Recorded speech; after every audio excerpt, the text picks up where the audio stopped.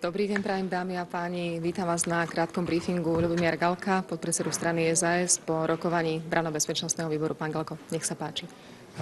Ďakujem pekne, dámy a páni. Dovolte mi krátke vyhlásenie. Na úvod by som chcel povedať niekoľko citátov. Richterov syn robí na VUC šéfa verejného obstarávania a je tam obrovský klientelizmus. Veľmi som si Roberta Fica vážila, obdivovala som ho, je to politik veľkého rangu. Bol osobný priateľ môjho partnera, chodil aj k nám domov a mala som ho ako človeka rada, ale veľmi ma sklamal. Čím? Korupciou a klientelizmom. Veľmi. Podozvedala som sa aj o ďalších veciach a ľuďoch, ktorí riadia Smer a o ktorých radšej nechcem hovoriť. Bolo to pre mňa nepriateľné. Čo si myslíte o kauze Bašternák? Myslím, že tam Kaliňák nemá čo robiť a Fico nemá čo bývať v Bonaparte. Bol tam jasný dôkaz o vratkách DPH. Keď to vyplávalo, tak sa mali obaja spakovať. A vy určite bývate v byte, na ktorý máte hypotéku. Každému inteligentnému človeku je jasné, čo sa deje. Už len na základe politickej kultúry mal Kaliňák odísť. Obhajuje neobhajiteľné a veľmi tým strane škodí. V prípade čistého dňa malo prísť k vyvodeniu politickej zodpovednosti. V zahraničí sa to deje okamžite. Sledovali ste v Nitre špekulácie súvisiace s pozemkami pod Land Roverom? Samozrejme, je to môj volebný obvod z obor Dražovce. MH Invest veľmi úzko spolupracovala s pánom Nemkým a viem, že ani primátorovi sa to veľmi nepáčilo. Snažil som sa zistiť, kto môže byť za tým výkupom, ale nepodarilo sa mi to, doteraz neviem. Iba sa mi Dražovčania sťažovali, že to od nich vykupovali za lacné peniaze. Tých citátov by som mohol, dámy a páni, povedať oveľa viacej, ale myslím, že to nie je potrebné. Krajská tajomníčka strany Smer sociálna demokracia, nitrianska krajská tajomníčka Renata Kolenčíková sa v médiách veľmi jednoznačne a jasne vyjadrila, že ju Robert Fico, predseda vlády Slovenskej republiky a predseda strany Smer sociálna demokracia, sklamal korupciou a klientelizmom, že sa v poslednom čase v Smere dusila a teraz, keď odišla zo strany, sa cíti slobodná. Dámy a páni, toto sú mimoriadne vážne slova od bývalej funkcionárky a nemôžu zostať nepovšimnuté. Chcem preto z tohto miesta vyzvať generálnu prokuratúru a aj špeciálnu prokuratúru, aby dnes už slobodnú Renatu Kolenčíkovú v čo najkratšom čase vypočuli. Boj s hydrou a chobotnicou korupcie v neposlednom rade vyžaduje aj odhodlaných a nebojacných ľudí. Možno práve v pani Kolenčíkovej sa takýto odhodlaný človek v súčasnosti skrýva. Nesmieme jej slovo bagatelizovať, ako sa to snažia ľudia zo strany Smer sociálna demokracia. Ale naopak, musíme ju všetci pozorne počúvať a musíme sa jej veľa pýtať.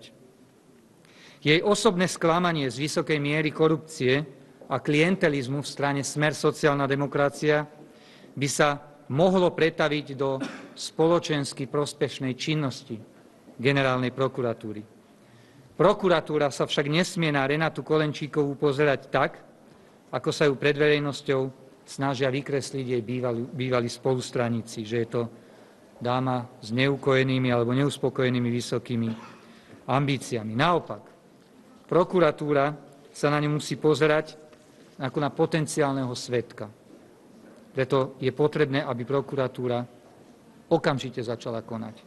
Inak sa môže stať, že Renatu Kolenčíkovú niekto zastaví a zastraší. Verím, že sa vo veľmi krátkom čase tak stane a generálna prokuratúra dá možnosť Renate Kolenčíkovej splniť si občiansku povinnosť. Dámy a páni, v tejto súvislosti by som rád spomenul, že práve špeciálna prokuratúra a špeciálny prokurátor Dušan Kováčik v súčasnosti zápasia s veľmi nízkou dôverou verejnosti, týkajúcou sa nevyšetrenia citlivých politických a korupčných káuz, týkajúcich sa strany Smer sociálna demokracia. Stačí spomenúť prípad nahrávky zháňania peňazí vlastnou hlavou, z ktorého v minulosti vyplývalo vážne podozrenie, že strana Smer sociálna demokracia bola vybudovaná z čiernych peňazí. Hovoril o tom vtedy, podobne ako dnes Renata Kolenčíková, aj vtedajší prominentný člen strany Smer sociálna demokracia Bohumil Hanzel.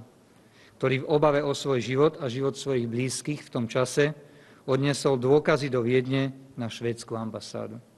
Dámy a páni, pán Hanzel v tom čase bol ochotný hovoriť, bol ochotný odhaliť pravdu, avšak práve laxný prístup a ignorácia štátnych orgánov spôsobili, že postupne jeho odhodlanie ochabovalo, až ochablo úplne a dnes už o tejto megakauze nechce hovoriť vôbec. Zrejme nebudeme ďaleko od pravdy, keď si pomyslíme, že bol vtedy zastrašovaný, a to až dovtedy, pokiaľ necúvol. Ak by vtedy štátne orgány konali, vysokí čelní predstavitelia strany Smer sociálna demokracia dnes mohli sedieť vo väzení a Slovensko možno mohli byť dnes niekde úplne inde. Toľko ku generálnej, respektíve špeciálnej prokuratúre, ale to je len jedna rovina tohto problému. Druhá rovina je rovina politická. Dámy a páni, verím, že nie len nás, ako opozíciu, ale najmä občanov Slovenskej republiky zaujímajú pomery v Smere a spôsob, akým korupcia prerastá celou spoločnosťou od regionálnych štruktúr až po najvyšších predstaviteľov. Smerácké špičky majú čo vysvetľovať. Je skutočne na pováženie, koľko signálov priamo zvnútra strany Smer sociálna demokracia v súčasnosti hovorí o nedobrých pomeroch a o korupčných aktivitách jej zástupcov. Preto sme zvedaví na vysvetlenia a tieto by mali prísť priamo od predsedu strany Smer sociálna demokracia a od predsedu vlády Roberta Fica a od vedenia strany Smer. Chcem ich z tohto miesta verejne vyzvať, aby prestali strkať hlavu do piesku, aby sa prestali tváriť, že sa nič nedieje, a aby vysvetlili všetky obvinenia nielen Renaty Kolenčíkovej, ale aj ďalšie obvinenia, ktoré sa v súčasnosti zo strany ich prominentných súčasných alebo bývalých členov objavujú.